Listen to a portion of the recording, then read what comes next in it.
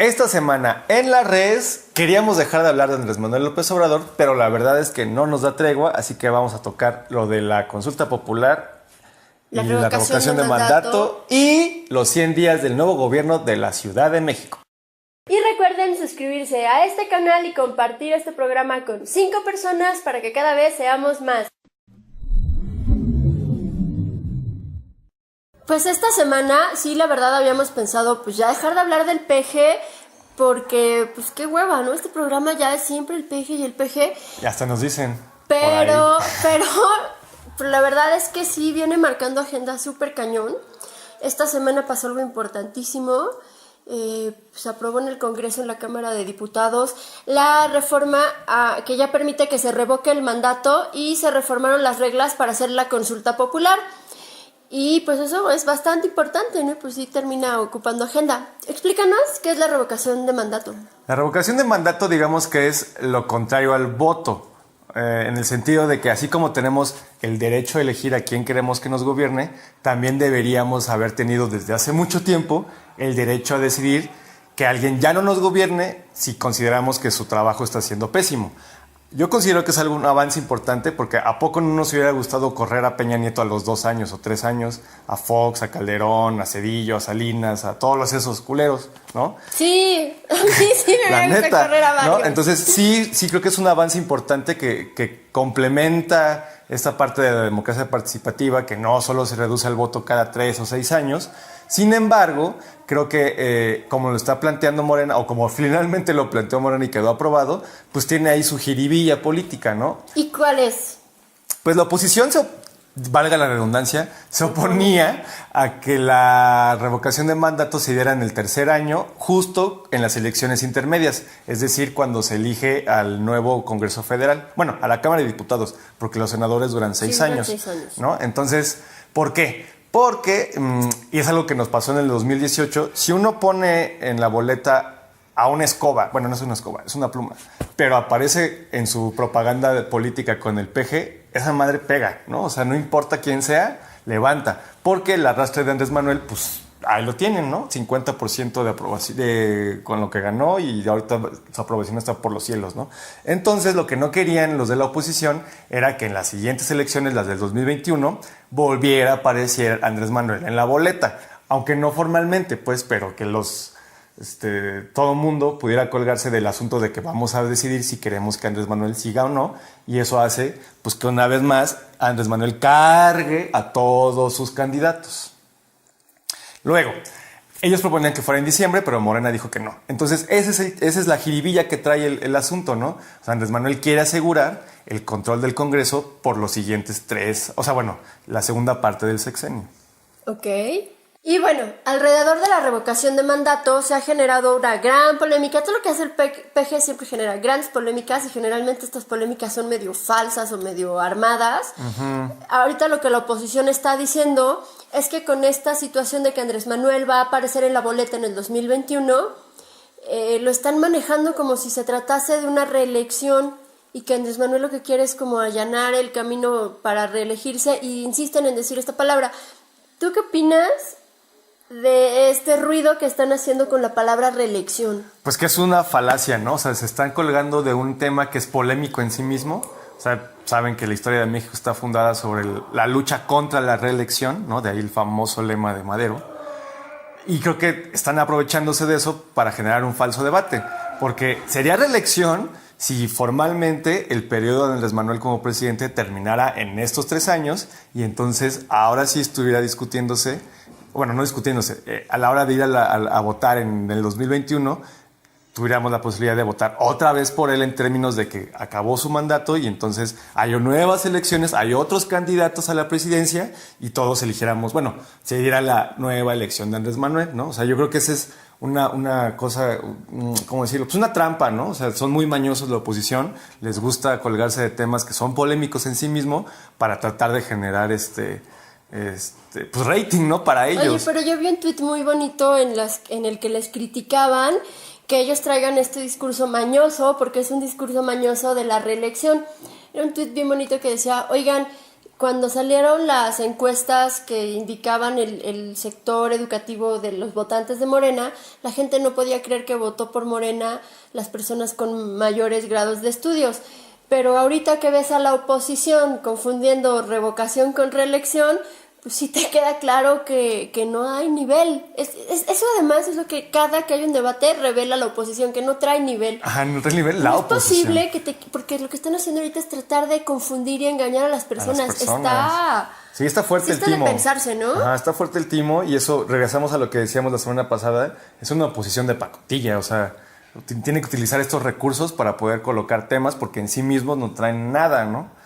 Y pues otra cosa es que, bueno, incluso Martí Batres, presidente del Senado, él dijo, tuiteó, no sé en qué modalidad, pero lo dijo, que Morena fue el único partido que en su momento, en 2014, como resultado del pacto contra México, fue el único partido que votó en contra de la reelección de diputados, senadores y presidentes municipales que hoy existe y que esas figuras no cuentan con revocación de mandato. Eso significa que a partir de 2021 vamos a ver ahí a gente perpetuada en el poder hasta por 12 años, me parece, sin posibilidad de que podamos decirles, oigan, no manchen. Entonces, los diputados, senadores, senadores ahorita no, pero diputados y presidentes municipales que terminen su periodo en el 2021, sí van a poder reelegirse y no vamos a poder quitarlos del poder si hacen mal su chamba. Contrario a lo que va a pasar con Andrés Manuel como presidente ahora, que vamos a decidir si nos está gustando cómo está haciendo las cosas o no.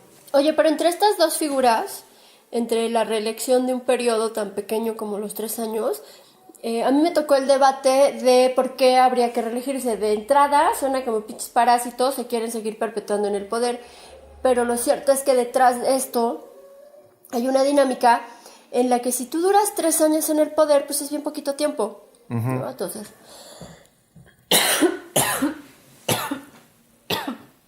Perdón. 3 años es muy poquito tiempo, entonces se planteó la reelección pues para que te pudieras quedar otro periodo y darle continuidad a tu chamba.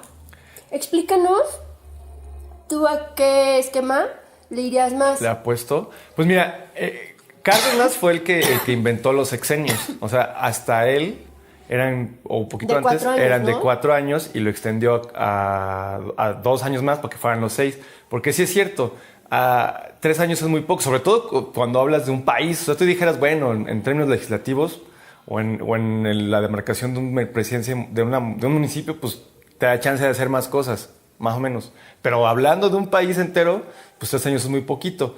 Entonces, yo creo que es sano que sea los 6 años con la posibilidad de revocación de mandato. Pero como van las cosas... A mí se me hace, y no estoy tan a favor como parecía al principio antes de entrar al aire, pero como van las cosas, a mí se me hace que lo que va a terminar pasando eventualmente, no digo que ahorita en lo inmediato, pero eventualmente es que la presidencia se reduzca a 3 años con posibilidad de reelección a los 6, más o menos como ocurre con los gringos, ¿no? Que son 4 años de cajón y se pueden elegir otros 4 y hasta ahí, ¿no? O sea, por ejemplo, ¿qué ventaja le ves a eso? Pues... La única ventaja más bien es la posibilidad de poder quitar a alguien que no está haciendo bien su chamba, ¿no? Que pues, como sea, yo sí creo que es bien, o sea, va bien, pues. O sea, yo sí creo que más que la reelección, lo que debe de existir es la revocación de mandato, ¿no? Ya. Y eso debería ser el siguiente paso, o sea, meter la revocación para diputados, senadores y presidentes municipales. Eso sería la cosa. Oye, pero... yo quiero contarles rápidamente sobre cómo este tema de la reelección a mí me preocupa porque además ha sido un chisme que han utilizado como fake news, que sí traen bien duro con Andrés Manuel, pero les vamos a contar en esta capsulita. Según la oposición, el PG está empeñado en reelegirse. No tienen pruebas, pero tampoco tienen dudas.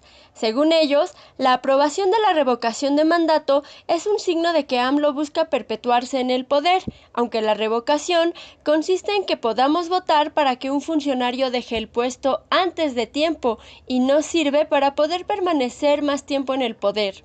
También apoyan esa idea en la captura de pantalla de un correo que circuló por internet en el cual, supuestamente, la Secretaría de Comunicaciones y Transportes le pedía a sus trabajadores usar la imagen de Emiliano Zapata en documentos oficiales, al tiempo que debían quitar la leyenda sufragio efectivo, no reelección, que suele ponerse hasta abajo en una comunicación oficial. ¿Qué tan cierto es esto? Pues buscando notas en prensa, algunas, como las de Radio Fórmula, indican que la Secretaría de Comunicaciones y Transportes no reconoce ese correo como suyo. Otras, como las del Sol de México, señalan que la Secretaría admitió haber enviado el correo, pero admite que es un error pedir que se elimine la frase. La realidad es que este 2019 sí es el año de Zapata, eso lo decidió el Congreso de la Unión y los documentos oficiales deben llevar la imagen del caudillo del sur. También es cierto que poner sufragio efectivo no reelección al final de un documento es una especie de tradición no oficial en el gobierno, que existe desde 1920, pero no hay rastros en el DOF de que sea obligatorio usar esta frase. Incluso algunos congresos locales han propuesto ya no usarla porque en México ya es posible que diputados y alcaldes se reelijan. Como sea, para poner fin a tanto chisme, el propio AMLO firmó un documento en el que se compromete a no buscar la reelección al término de su mandato. Soy creyente de la frase sufragio efectivo, no reelección. Al término de mi periodo, regresaré a Palenque, dijo este 19 de marzo al firmar dicho compromiso. Y bueno, en el paquete en el que se reformó el artículo 35 de la Constitución para lo de la revocación de mandato, también se modificó el asunto de la consulta popular. La consulta popular es un mecanismo que se agregó a la Constitución, al artículo 35, para que la gente pueda participar de ciertas decisiones que se toman, sobre todo en el Congreso. Entonces, van a decidir un tema y dicen, pues vamos a preguntarle a la gente, y como estaría muy cabrón hacer foros con todos, pues es güey, ponles ahí una boleta y que contesten qué opinan. Pues más o menos lo que hizo Andrés Manuel antes de ser presidente con lo del aeropuerto y las obras de infraestructura. El tema es que estas dos encuestas estaban fuera de los requisitos que el artículo 35 impone para que las encuestas funcionen. Te establecía que para pedir una consulta lo podía proponer el presidente, la puede proponer el Congreso tiene que votar el 3% o 33% a favor y ya haces para decidir que se haga la consulta se tiene que llamar un consejo a formular las preguntas, luego tienen que ir con el INE y el INE lleva a cabo la consulta el día que hay una elección federal. Que tiene que ser concurrente. O sea, puede ser cada 3 o cada 6 años, no puede ser en cualquier momento. Sí, no puede ser a la hora que se te ocurra, como ha hecho Andrés Manuel. Entonces Andrés Manuel hizo sus consultas sin hacer ninguno de estos requisitos, sin cumplir uno solo de estos requisitos. Dijo, yo quiero consultar a la gente y como ya voy a ser presidente, pues los resultados van a ser vinculatorios, ¿no? Entonces mucha gente le criticó que las dos consultas se hayan realizado así. Y ahorita, pues, suavizó un poquito los requisitos. Relajó, sobre todo en el tema de lo que tiene que ver con la consulta popular propuesta por la ciudadanía, ¿no? Porque nosotros también podemos proponer, en estos requisitos, nosotros como ciudadanos también podemos proponer una consulta, pero ahí te pedían para aprobar la consulta que juntaras el 2% de las firmas del padrón electoral, que eran como 160,000. O sea, es casi lo que se necesita para tener un partido político. De hecho, los partidos le piden el 3% y que a un ciudadano le pidan 2%, pues es muchísimo. Y ahorita se redujo un montón. Al 1%. Al 1%. Lo cual sigue siendo una vacilada. Sigue siendo un montón. Tienes que juntar como 86,000 firmas. No, 800,000. 860,000, sí es cierto. Estoy dando mala cifra. Era 1,000,000 y algo para que tuvieras, para que pudieras promover una consulta. Ahorita hay que juntar como 860,000 para que puedas pues meter una consulta. Y así, esa es la reforma. Ustedes ya júntense sus 860,000 firmas y pues ¿qué temas quieres ir a consultar? Aborto, marihuana. Esta semana también se cumplieron los primeros 100 días de la gestión de Claudia Sheinbaum al frente de la Ciudad de México. Acaba de rendir su informe el 17 de marzo. Y en él ella destaca como dos grandes rubros de su gobierno, que son los más importantes, que es el combate a la corrupción y la reconstrucción. Pero también habló de otros temas, ¿como cuáles? Transporte público, que por ejemplo ahí ya se anunció que entró en operaciones un nuevo vagón del metro. Dos nuevos entraron ayer. Ahí está, 2. Que bueno, eso no resuelve el problema del metro, pero se está trabajando. Ahora esos son 2 nuevos que entraron a la línea rosa, pero también habló de que hay 20 trenes rehabilitados. Entonces estamos hablando de que en todas las líneas debe haber 22 trenes más. Más o menos. Y también se agradece la apertura bueno, el manejo transparente de la información que se tiene en torno al servicio del transporte, del metro, porque pues a todos nos ha pasado que va súper lento, se atraba, se atora y no sé qué. Y si uno se mete al Twitter, por ejemplo, del metro, además de que ya te responden por qué no está funcionando, cada cierto tiempo te ponen una tablita de como el semáforo, ¿no? De cómo van las líneas. Y ya tú con eso pues ya le puedes ir midiendo. Eso está increíble porque tú puedes medir tus tiempos y calcular a qué hora vas a llegar a algún lado. Y era algo que tenía en completa opacidad en la anterior administración, ¿no? O sea, no había manera de saber qué es lo que estaba pasando.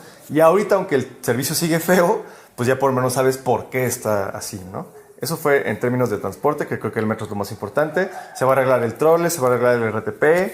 En términos de desarrollo social, pues el asunto de las becas para adultos mayores, para discapacitados, estudiantes, el asunto de las estancias infantiles. Habló de que las estancias infantiles, ella desde que ganó la elección y estaba en el periodo de transición, dijo que los CENDIs iban a ser un programa universal.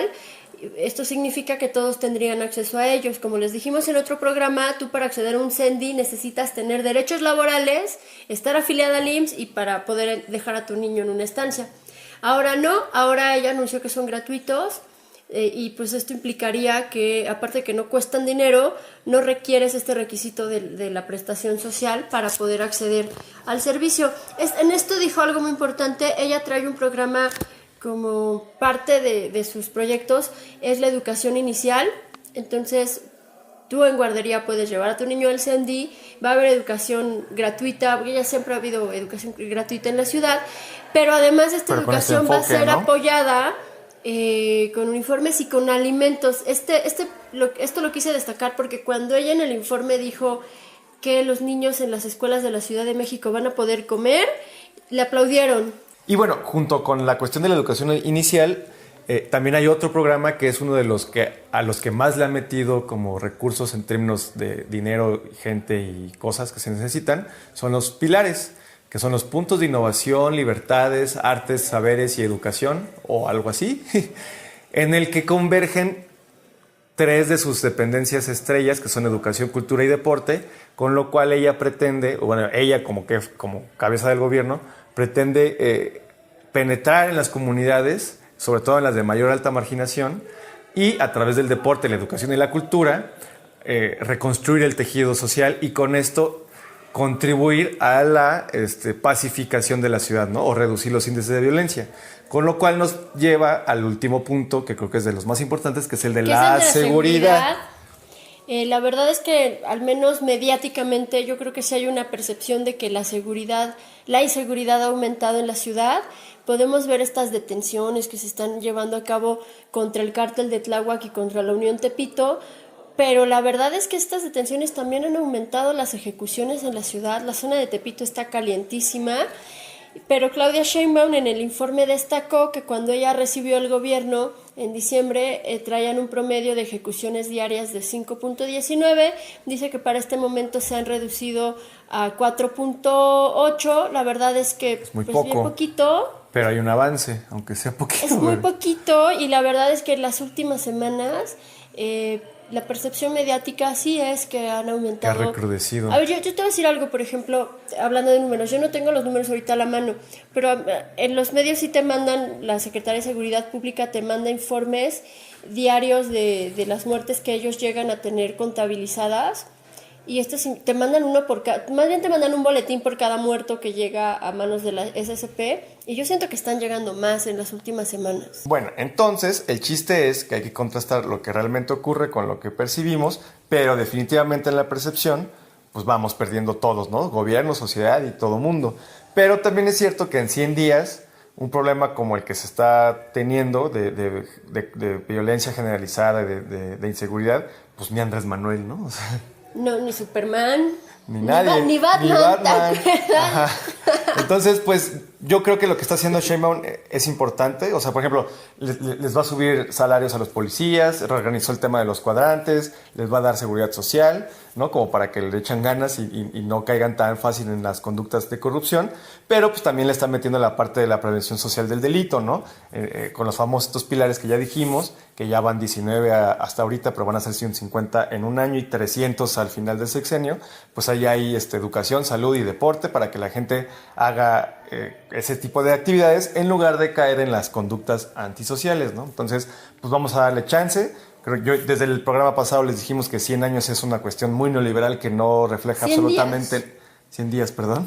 Cuando dije 100 años. 100 años. Bueno, 100 años sí, ¿no? Ya nos pasamos. 100 años de la 4T. Ojalá lleguemos a tanto. Oigan, pues si el PRI tuvo 90, yo no le veo pedos a que la 4T sí llegue a sus 100 años. A sus 100 años, ¿no? Entonces, pues vamos a ver qué pasa, pero por lo pronto 100 días es muy poco para resolver los grandes problemas nacionales. Eso ha sido la res de esta semana. Pues un programa que tratamos de que ya no sea tan Andrés Manuelista, pero la verdad es que domina totalmente la agenda pública. Como siempre les decimos, mándenos sus temas. Por ahí nos dijeron que quieren que hablemos de Texmelucan. No sé qué pasa con Texmelucan, pero pues No, hablamos. pues quieren que hablemos de la hidroeléctrica. Ah, lo de... Ya, sí. Entonces podemos ir preparando eso. Díganos de qué quieren ver acá el programa, qué cosas no entienden de la cuarta transformación, qué los saca de onda de las decisiones de este nuevo gobierno. Y pues las vamos resolviendo, ¿no? Pues sí, incluso, pues sí, propongan temas. ¿Qué se meterían a consulta popular? ¿A quién le revocarían el mandato? Exacto. ¿Ustedes a quién le revocarían el mandato? Hay que hacer esa encuesta en Twitter al rato. Va, pues al rato que salga el programa, o antes de que salga, pues, o sea, no sé, pero vamos a hacer la encuesta y a ver cómo nos va. Y pues eso sería todo. Nos vemos la próxima semana. Suscríbanse más bien a todas las redes y ya saben lo que tienen que hacer. @somos las redes en Twitter, en Facebook, en YouTube. Y pues hasta la próxima.